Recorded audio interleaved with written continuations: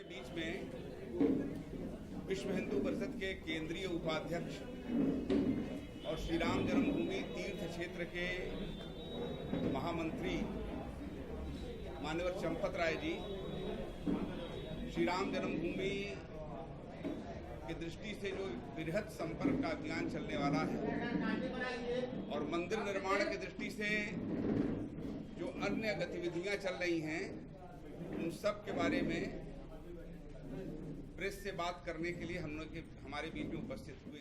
कुछ बातें आपको बताई हैं, कुछ बातें आपके मन में होंगी। कितने कार्यकर्ता लगाए गए हैं सर? भाई देखो, कोई नंबरिंग तो किया नहीं है मैंने। कैसे पहचान करेंगे कि कौन कार्यकर्ता? हाँ, बहुत अच्छा। इसमें लोग समर्पण करेंगे धन, इसको तो धन विश्वसनीय आदमी को दिया जाएगा। इसलिए जिन लोगों ने 1984 से लेकर आज तक इसके लिए योगदान किया है, अर्थात राष्ट्रीय स्वयंसेवक संघ और उसके समविचारी संगठन, उसके निष्ठावान कार्यकर्ता काम करेंगे। और मैंने पता नहीं बताया कि लगभग 3 से 4 लाख कार्यकर्ता लगने का अनुमान है।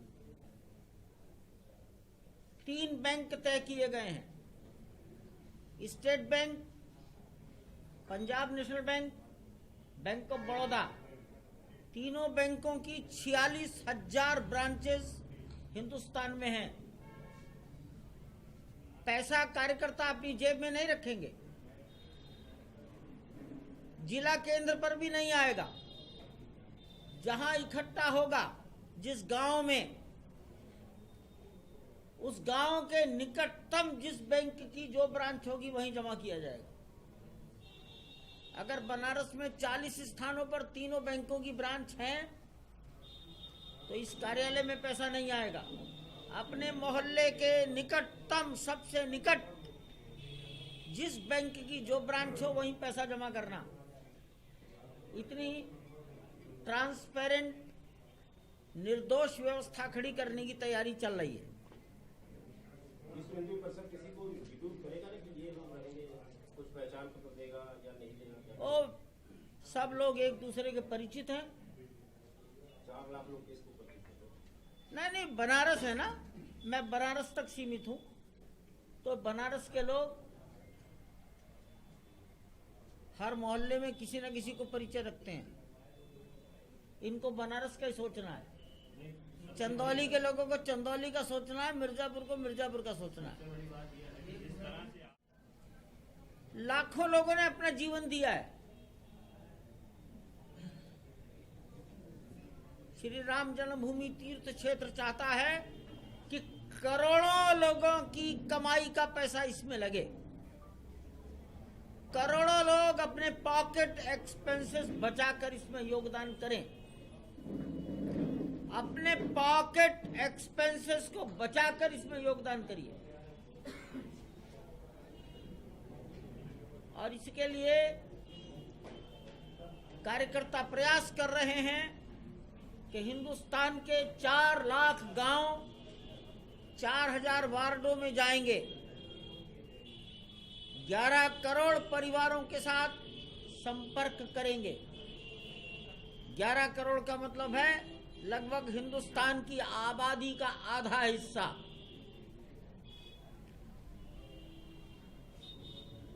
आधी आबादी कह सके कि इस राष्ट्र मंदिर के निर्माण में हमारा भी एक चुटकी भर योगदान है।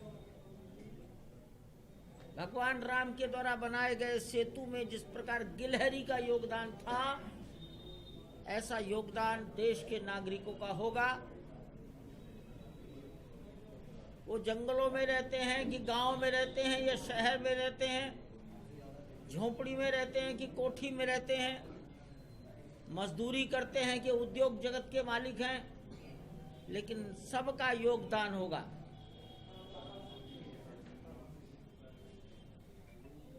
और एक प्रकार से जिस समाज ने इसको प्राप्त करने के लिए कष्ट सहे हैं, वो समाज ही इसको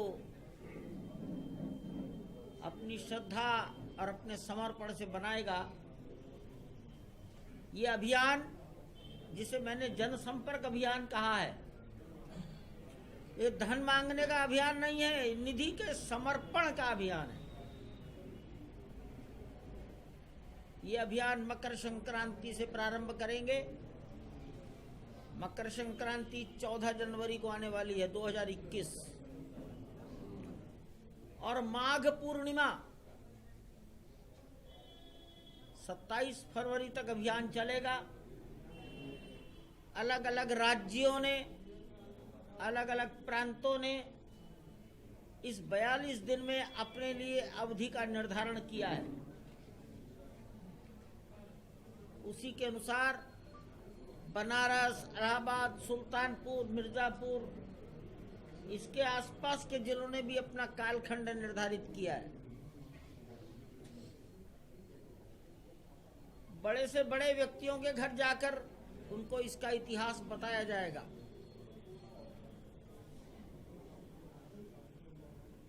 और ये काम वर्चुअल नहीं होगा, ये काम फिजिकल रूप से होगा। घर घर जाएंगे, प्रत्येक आदमी से मिलने का प्रयास रहेगा। जब 11 करोड़ घरों में जाएंगे तो लाखों कार्यकर्ता काम करेंगे, और ये लाखों कार्यकर्ता अपने व्यापार को कुछ दिन के लिए सिकोड़ेंगे, अपने आराम के घंटे घटाएंगे, परिश्रम के घंटे बढ़ाएंगे। लोग समय का दान कर रहे हैं। एक एक महीने के लिए नवयुवक इसी काम के लिए साइकिल लेकर गांव में घूमने के लिए समर्पित हो रहे हैं, आगे आ रहे हैं। तो ऐसा ये समय का समर्पण और ये धन का समर्पण, ऐसे सामाजिक योगदान से भगवान का घर, मंदिर यानी भगवान का घर, अंग्रेजी में मैंने सुना है एबोर्ड ऑफ गॉड, ये बनने वाला है। कि मंदिर का ड्राइंग, मंदिर का प्रारूप बड़ा किया गया है। अब मंदिर 360 फीट लंबा बनेगा, 235 फीट चौड़ा बनेगा, और जमीन से शिखर की ऊंचाई 161 फीट होगी। 3 मंजिल होंगे।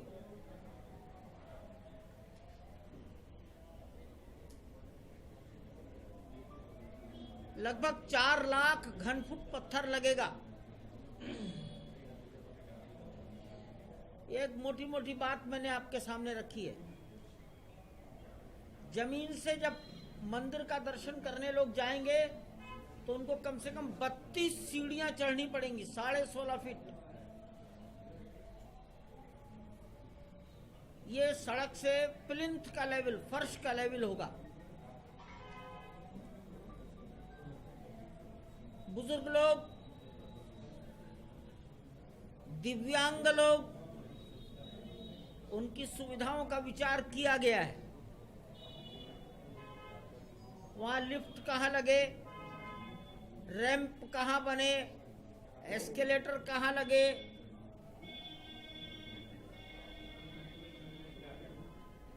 जिनको दिखाई नहीं देता, सुनाई नहीं पड़ता, उनके लिए क्या किया जाए, इसका भी विचार हो रहा है। और आर्किटेक्ट इन सब का अध्ययन कर रहे हैं। मंदिर की बाहरी ड्राइंग, 3D पिक्चर्स आपके सामने आ चुकी हैं। प्रधानमंत्री के कार्यक्रम में वो सारे चित्र लगाए जा चुके हैं। मंदिर का परकोटा लगभग 5 एकड़ के आसपास माना जा सकता है। परकोटा माने बाउंड्री, सिक्योरिटी वॉल, मंदिर की भाषा में उसको परकोटा कहते हैं। शेष जो 65 एकड़ जमीन है उसमें क्या क्या बने ये लिख लिया गया है। हर एक के लिए कितनी जमीन चाहिए, उसकी लोकेशन क्या हो, ये बात धीरे धीरे सामने आएगी। ऐसा अंदाज है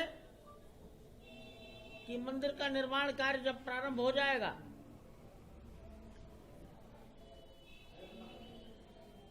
तो हम 3 वर्ष में समाज की संतुष्टि लायक काम सामने आ जाएगा। यानी अगर जनवरी से होता है तो दिसंबर 2023 तक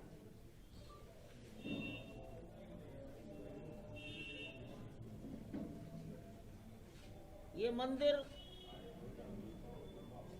हिंदुस्तान की अस्मिता का है, राष्ट्र के गौरव का मंदिर है। आने वाली पीढ़ियों को गुलामी याद नहीं आनी चाहिए।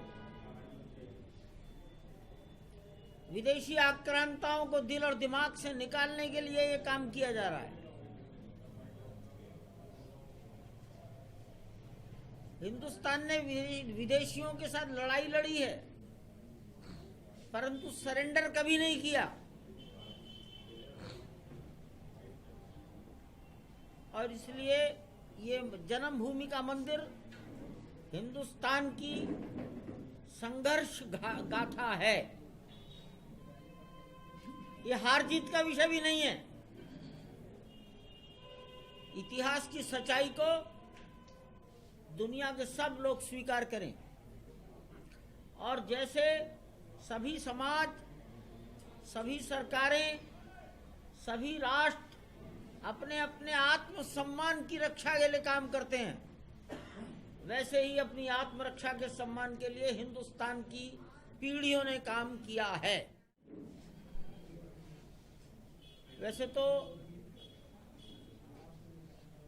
समाचार पत्रों में अयोध्या, लखनऊ, दिल्ली से बहुत कुछ आ रहा है और शायद अधिकांश बातें आपको मालूम है।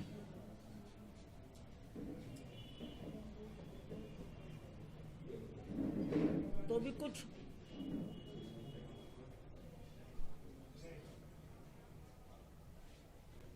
जानकारी दे देता हूं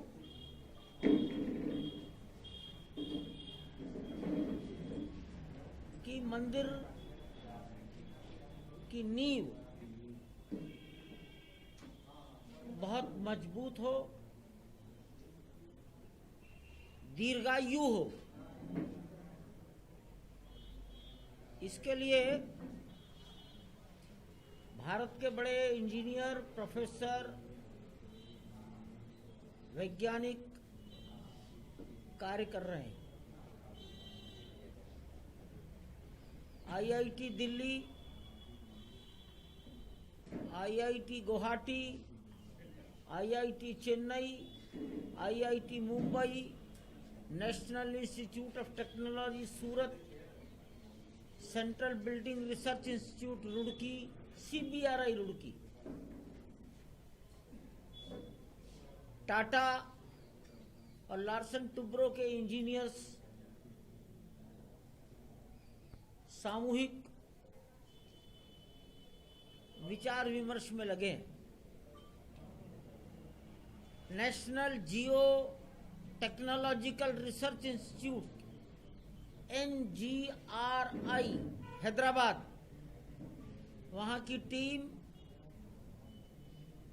जमीन का गहराई तक 200 फीट गहराई तक अध्ययन कर रही है, आज भी कर रही है। भूकंप के धक्के और सरयू नदी के जल प्रवाह की अंतरंग धरती के नीचे की धारा, इसका अध्ययन किया जा रहा है। और ऐसा लगता है कि बहुत शीघ्र, मेरे मन में विचार आता है शायद मकर संक्रांति तब तक सब परिस्थितियों के आधार पर एक मजबूत दीर्घायु नींव की ड्राइंग सामने आ जाएगी और उस पर काम प्रारंभ हो जाएगा। मैं इसे मकर संक्रांति मान रहा हूं। ये एक जानकारी आपको, वहां की परिस्थितियां ऐसी निकली जो अध्ययन करने से पता लगा कि जमीन में गहराई तक बालू है, 70 मीटर तक बालू है और भुरभुरी बालू है।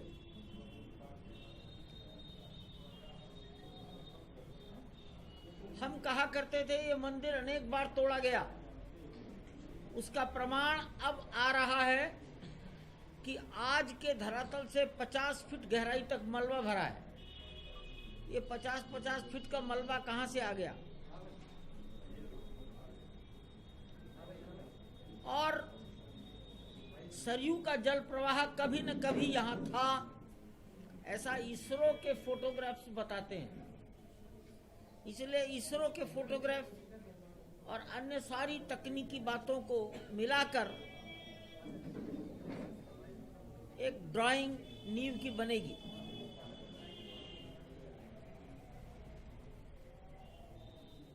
सीमेंट की आयु बहुत थोड़ी है, 150 साल के बाद सीमेंट की शक्ति खत्म हो जाती है। इसलिए सीमेंट की आयु बढ़ाने के लिए काम किया जा रहा है कि सीमेंट की आयु को 150 साल से 300-400 साल कैसे बनाया जाए। ये बड़े इंपॉर्टेंट पॉइंट हैं।